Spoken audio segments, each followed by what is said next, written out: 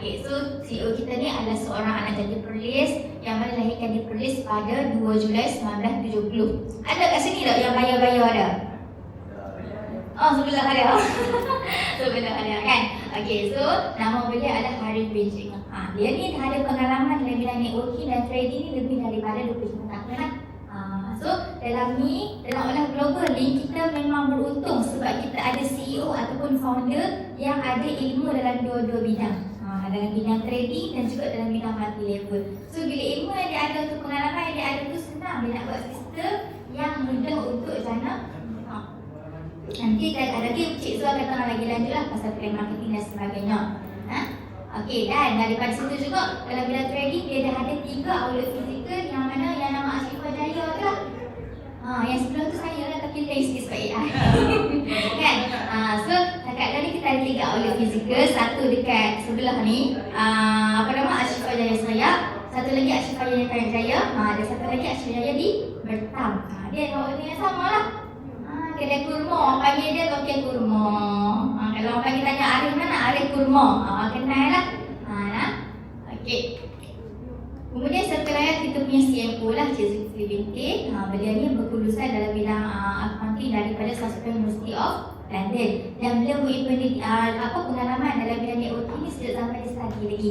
Jadi hari ni dia dengan kita punya tuan CEO bergabung idea, bergabung pengalaman, bergabung pendapat untuk plan satu marketing plan yang strategik dan mudah untuk jana income. Kalau kata orang yang geng lama-lama yang MLM kan, yang networking ni, dia akan pasal sebenarnya dalam syarikat olah global ni kita punya plan marketing yang paling mudah. Betul tak? Cik Wahab kata yo. Kan dia paling mudah. Nanti kita akan Cik Zul akan tengah lagi lanjut lah. Okay, so ni kita punya Gina yang produce ataupun yang memproduksikan kita punya produk lah. Ni Gina ni kalau mak AI lah kita nak betul.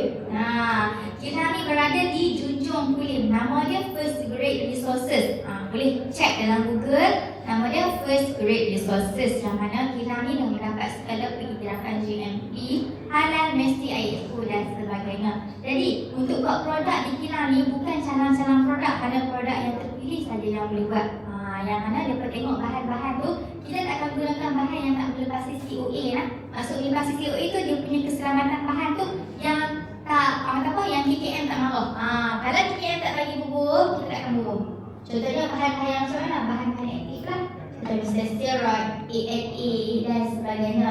Kan? Yang mana bahan-bahan aktif yang memberi mudarat. Jadi bahan-bahan kita ni ataupun produk-produk kita ni memang semuanya menggunakan bahan-bahan yang natural ataupun bahan-bahan semula jadi yang tidak memudaratkan. So kat sini jangan ragu-ragu lah nak amal takut. Tahu tak saya tengok orang dia makan supplement sampai jadi macam-macam ni.